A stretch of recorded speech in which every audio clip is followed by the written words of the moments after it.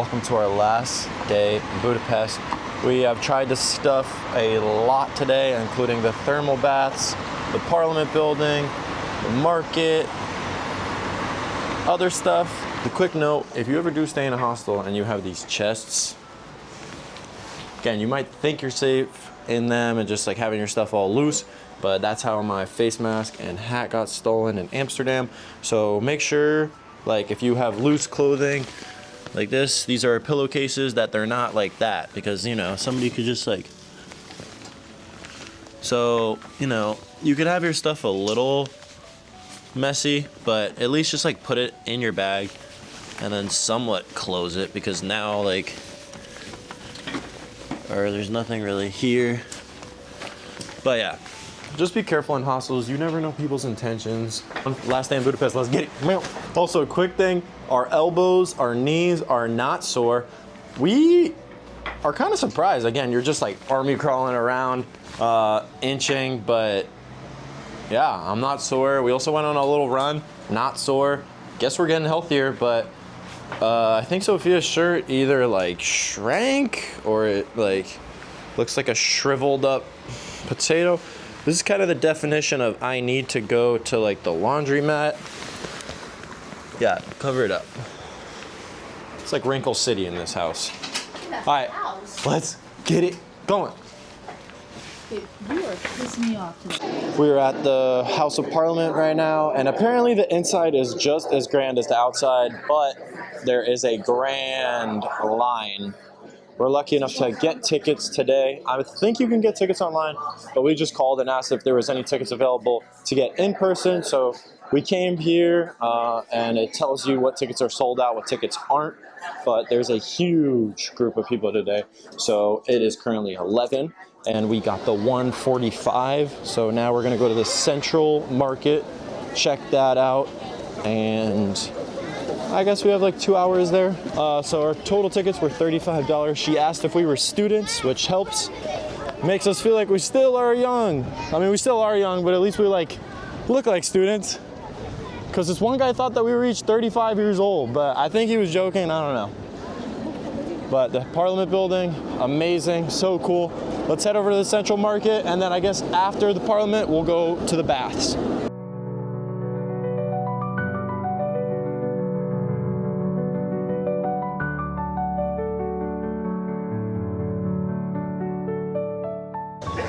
So we were at the Central Market Hall in Budapest, and this place, I mean, I guess it's cool. It's obviously empty. We're here on a Wednesday or Thursday morning, again, around 11 a.m. So It's kind of early. I guess I kind of like when there's a lot of people around, because it's always fun to like people watch and stuff. As far as this market, I would say it's definitely different, way different vibe than what we saw in, I think it was London, for sure London. I know there was one in Paris too, but those really big markets where there's like lower ceilings. I mean, obviously this is like an old train station or something, but all the stands were like pretty close together. Yeah. And, you know, all of these are like this blue thing, this blue border, and all the stalls are like the exact same, but other markets are kind of just like stands, and every single thing is like different. Obviously, again, these are all different, but it's like the same blue border with this like bronze gate. So it's kind of all the same. Yeah, and they're pretty much selling the same thing too. It's a lot of meat here. Yeah, meat, what I've noticed and is like a lot fruit. of like aged, dried meat. Yeah. And yeah, just a lot of produce. So a lot of the ones that we've been going to are kind of restaurant-y, like they'll sell food and beer. And also there's a lot of cheese too. Yeah, this is just like a giant grocery store with like the same sections kind of over and over. Yeah, pretty much. Probably for locals, a really great place to just like buy your Get local groceries. food, yeah. And for us, like as tourists, we're just trying to like critique stuff. But again, just as far as like other markets we've been to that are like super alive and big, and there's a ton of people and all the stands, you know, there's smoke everywhere. Yeah. You know, like there's pigeons everywhere. People are laughing, like spilling food. This is kind of just like a clean, like grocery store, basically. Yeah. That's not a grocery store or something. But let's dive into more information about this market. The Central Market Hall opened up in 1897 and had an underground canal system that connected directly to the domain, allowing vendors to bring in fresh goods by boat. Imagine strolling through a market where your fish was still swimming when it arrived. Even crazier is that the basement used to sell live turtles and other exotic meats from a far cry of the paprika and sausages. And if you're expecting great traditional Hungarian food, you might be surprised. One of the things that we tried was something called langoush. That's a crispy, deep-fried dough loaded with sour cream and cheese, and is upstairs here, which we will check out at some point. There's also another hidden gem here, which is the Vietnamese food stalls, which is a reflection of Budapest's growing immigrant culture where locals swear by it. Whether you're here for authentic spices, hand-stitched embroidery, or just soaking in the atmosphere, the market is a perfect mix of history, culture, and really great food.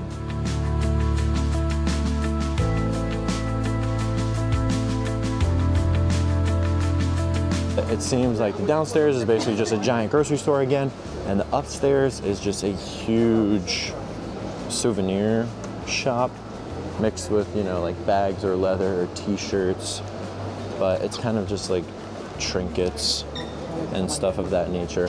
But in these big cities, you see souvenir shops a million times a day. So to come to a market kind of out of your way to see more souvenir shops. Okay, so here's the prepared food. So yeah, it looks like there is like a little bit of prepared food, a lot of grocery, and a lot of souvenirs. It's a cool environment. I'm sure like on a Saturday or something where it's packed, it would be cool to go out of your way to visit more souvenir shops. But as far as an environment, super grand, open, cool market, but not something we're too interested in. Great history though. All these stands are kind of just like paprika. I know paprika is famous in Budapest, but yeah, the last like 6 stands in a row have just been like paprika.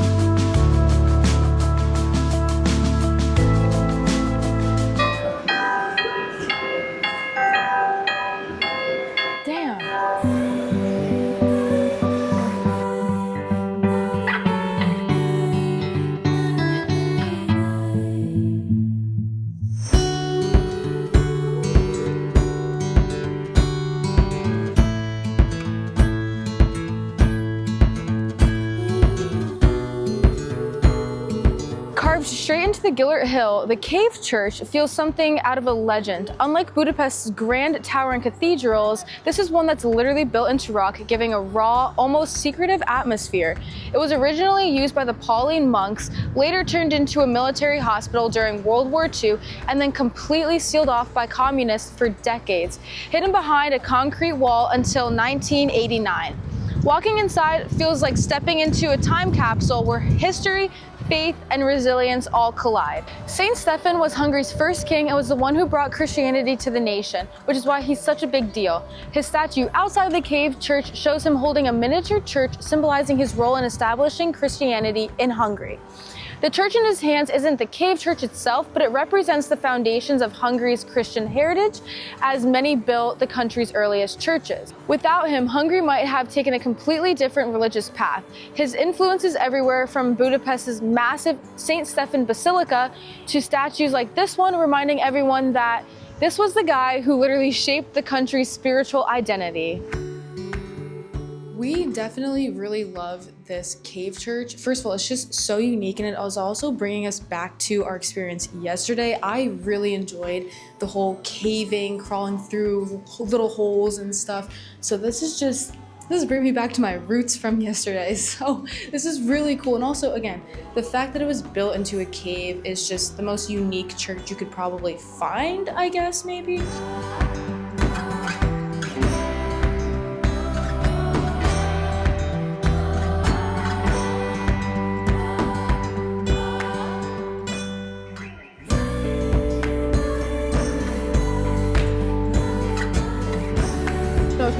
some mulled wine, and a large pretzel with cheese. Pretzel. We're not really gonna get much food. We gotta head to the Parliament building right now, so we thought it'd be a good idea to pick up a snack. A snack, yep.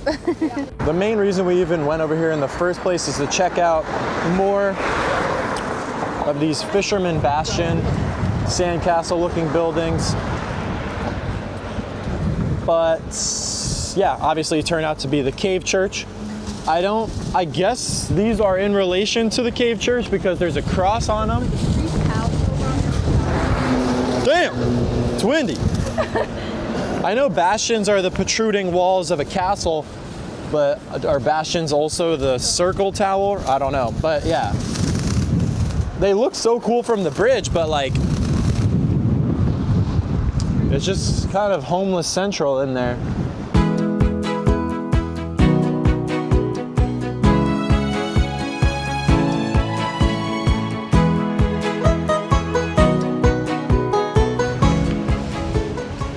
This is the Hungarian Parliament building, you could say the face of Budapest. This place is one of the largest parliament buildings in the world, and it is packed with hidden details most people never even notice. First of all, it's absolutely massive. 691 rooms, nearly 100 spires, and it stretches over 880 feet along the Danube River. It was built to rival the grandest buildings in all of Europe, blending Neo-Gothic, Renaissance, and Baroque influences all into one. That's why it almost looks like a Gothic cathedral, but instead of a church, it's a temple of democracy. One of the craziest details is inside. The building houses the Holy Crown of Hungary, a crown so old that it has been worn by nearly every Hungarian king since the 12th century. And get this, during World War II, the crown was actually smuggled out of Hungary and hidden in an American military base before eventually being returned in 1978. The Parliament was built with exactly 365 spires, one for each day of the year, symbolizing a constant presence of government. One of the craziest parts about this building is half of it is being completely unused. They added the extra half to keep the symmetry of the building as a whole, but it has no involvement with the government presence here.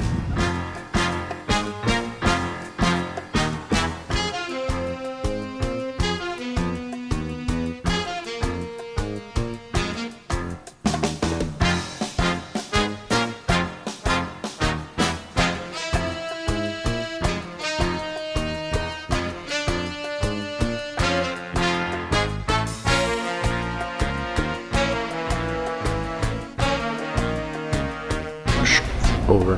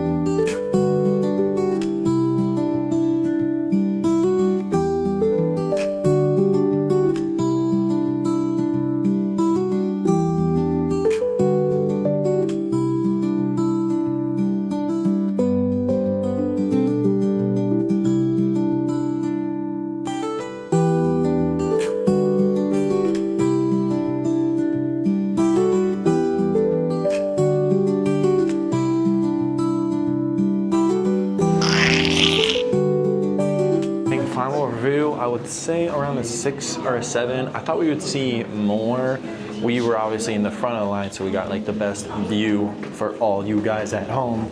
But you didn't really see much. I think the tickets were $35 student discount, but felt like a really short, kind of rushed tour a little bit.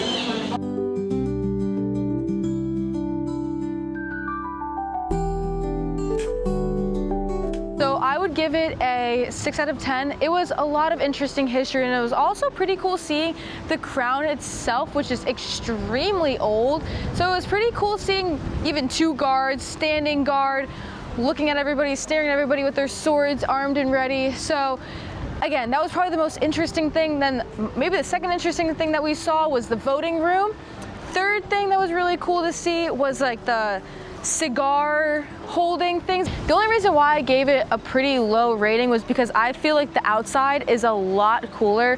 When we were in the Parliament viewpoint area and we saw it light up, that was so beautiful. The inside is still really beautiful. There's a lot of statues in there, a lot of carvings. It was really beautiful, but I think that it was a little bit more worth it to walk around outside. I really agree with Sophia on that, especially all those statues in there. I'm not sure if they were wood or ceramic, but those were probably the coolest. I don't know, they were extremely well done, well carved, and there was painted. there was a ton of them as well. Obviously the architecture in there is amazing. There's a ton of gold, everything's extremely royal. You know, not to sound spoiled, but we've just seen like a ton of cathedrals and inside of royal places and stuff, so obviously it's a little hard to appreciate it when you've seen so much so recently. Yeah. It was amazing inside. I guess it was worth the tour. I wasn't really paying attention to the audio tour. It wasn't the outside. When you get here, it's just so much bigger than you think. Yeah. And when you see it in person, it's amazing. So yeah, 6 out of 7, 6 or 7 out of 10. No disrespect whatsoever. This building is amazing. But just as far as like the value of the tour, that's probably what we would give it. Yeah. Just the sheer size of this building, along with the very, very tiny details, it might make it like overall the coolest building. It clearly mixes all of the coolest things that we have seen, like all the castles, cathedrals, churches. It's just pure art, and obviously just so well done with all the stone. They upkeep this building so well. I mean, you could tell with how white it is. Same with the bastions that we're seeing, the Fisherman's bastions that we're seeing in the distance over there. Budapest really takes care of their historical landmarks and art compared to the other places in Europe that we've seen, where we thought all cathedrals and we thought the Gothic style in general just meant everything was going to be black or the darker shade of stone, because, you know, you kind of associate Gothic with darker colors, you know, just based off the word. But obviously we know now it's just a style, and this building is just insane. For reference, the Holy Crown of Hungary is inside that dome on the bottom. So once you're in this grand room, you will see the crown in the middle, the 2 guards walking around, as Sophia was saying. They walk around in circles until there's a group of people, and then they stand at attention still. You're not allowed to get close to them, and I was even really hesitant to even get anywhere near that crown. You weren't allowed to film in the room at all. I was just scared I would get stabbed. It was so cool that they're holding swords.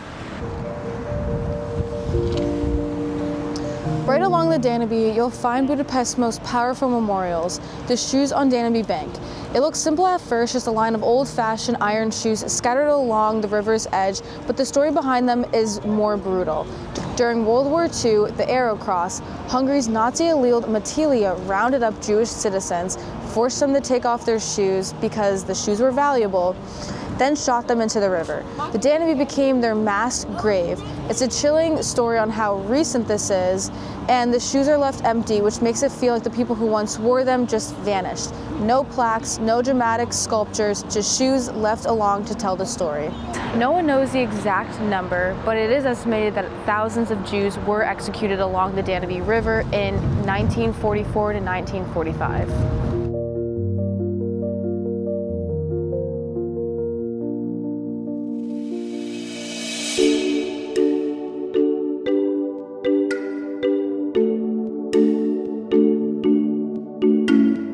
Welcome to the thermal baths. Welcome to the thermal baths.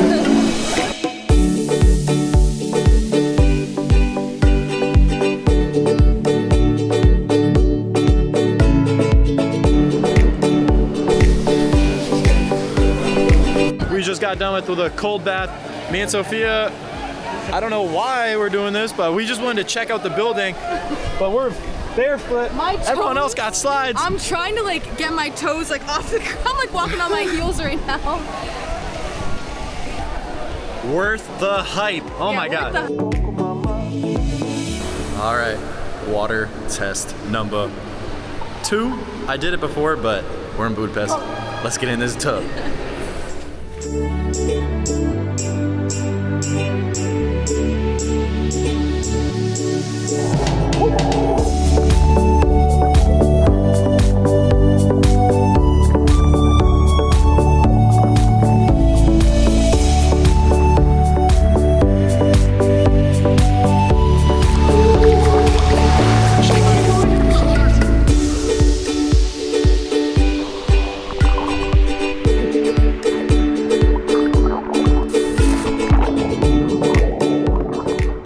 Nice pools on the outside, and the inside is where it can get crazy. There's the cold plunges, there's the like saunas, the what is it, the steam rooms. There's like salt steam rooms and stuff. Yeah, but this place probably 10 out of 10, honestly. We wish we could stay here longer. It looks like the camera survived all of the water activities for the day. We made our way back through the park, and again, just stopped at this beautiful castle. I mean, just look at the reflection coming off the water. What a beautiful skyline, like silhouette. This castle is just especially cool. I mean, yeah, just look at that. It almost looks like the Parliament building, but just all lit up. It's not actually that bright in real life, it's just this camera isn't the best at night. Clearly, it is not really made as a fortress and stuff because there's no huge wall like I spoke on in day 2 in Budapest. It was originally made out of cardboard and wood, and then it was turned to stone because everyone loved it so much. So it was never like an actual fortress. It's just kind of a massive art piece. Like, how cool to have this giant, perfect looking castle in the middle of a park. Like, anyone could walk through it. Beautiful at night. There's all these benches. You know, I wish I could sit here all night and just stare at it, but we have other things to do. And also, my face is really dry, the clothes are really wet, so I think we're gonna head to the New York Cafe. Okay. And then maybe some ruin bars. We would just like walk through the areas of them. But yeah, it's kind of hard because I think we go to Austria tomorrow and early morning again, Hallstatt. This castle was inspired by Dracula in Transylvania, and how ironic is it to be seeing bats flying around in his river.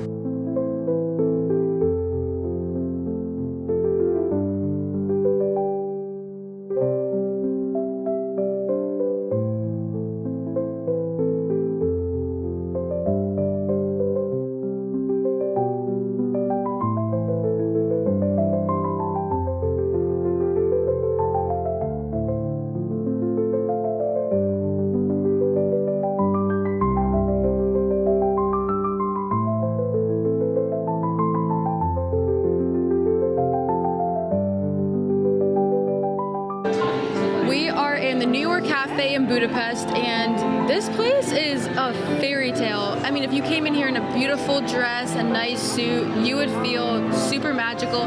It's all murals in the ceiling, so beautiful. I feel like I'm literally living inside a Renaissance painting right now. So we just ordered a hot chocolate with caramel flavoring to look a little bit bigger. It's also with 24 karat gold on top. We got a tiny cookie. This was 13 euros, so like maybe $13.50. Again, this is the only thing we can get. Also, the only thing we can really afford here, because again, we don't want to pay like $1,000 for food. I mean, it's really expensive here. Yeah, we're hungry. We're looking for something more, something better. The customer service here pretty much sucks. You can get all the we got all the videos that we wanted, and we didn't even have anybody come up to us. So you easily could have just like left and not had to have bought anything. It is currently 9:30, so you know, you think that people would be on their toes here, but not really. So, I mean, I guess it just like, you know, if they see someone that looks really rich, that is dressing well, then they'll like for sure go up to them because they know they're gonna buy something more expensive. But I guess for us, we don't look the best, so we're not gonna get the best treatment, I guess. But overall, this place is a must stop. You need to check it out for sure. And also the For Sale pub, that place was way better than this, honestly. Really quick, Sophia meant no disrespect in the last clip. This place is absolutely amazing, especially with the architecture. It could easily be a museum with, you know, just the ceilings alone, clearly. I mean, it reminds me of the Louvre Museum. Hot chocolate was excellent. The cookie was amazing. I don't know if I really tasted the 24 karat gold, but it was cool to say I eat it. With the more expensive hot chocolate, it's just like a little bit more chocolatey and thick. Because, you know, cheaper hot chocolate is just going to be like regular milk or water. So I guess expensive hot chocolate is just going to be like richer chocolate, basically. So maybe like a more dark chocolate. Let me hand it over to Sophia for her review because she looks really happy over there. Expensive stuff in general or expensive chocolate, but drinking this hot chocolate makes me so thirsty. Like, I need water. You know what I mean? There's some water though. There's a lot of, oh yeah, we got a little water. A shot glass half full of water. Pretty cool. I like it a lot more than Jackson does. It's good. I think it's the best one that I've had so far. I don't even know why I'm like raving about it so much. It's just hot chocolate. But the piano is playing right behind me. The atmosphere here is a 10 out of 10. I think that this hot chocolate really redeemed itself for the customer service here. I mean, I would get another one. Would I buy it again? Yes. Would I buy it again 5 other times? Probably. Would I get bored of it? No. Am I thirsty? Yep. Do I gotta go? Yeah. It would obviously be worth the money because you do have like a live professional music performance going on right there. Luckily, we got the spot right in front of the piano, but it looks like they were setting up violins and stuff over there. So, you know, you come for the experience, you come for obviously the live music performance, super classical, super beautiful music. It's not just a DJ in the corner. We got a nice show, shared a hot chocolate, looked at the place. It was worth it. Great place. Good job, Sophia.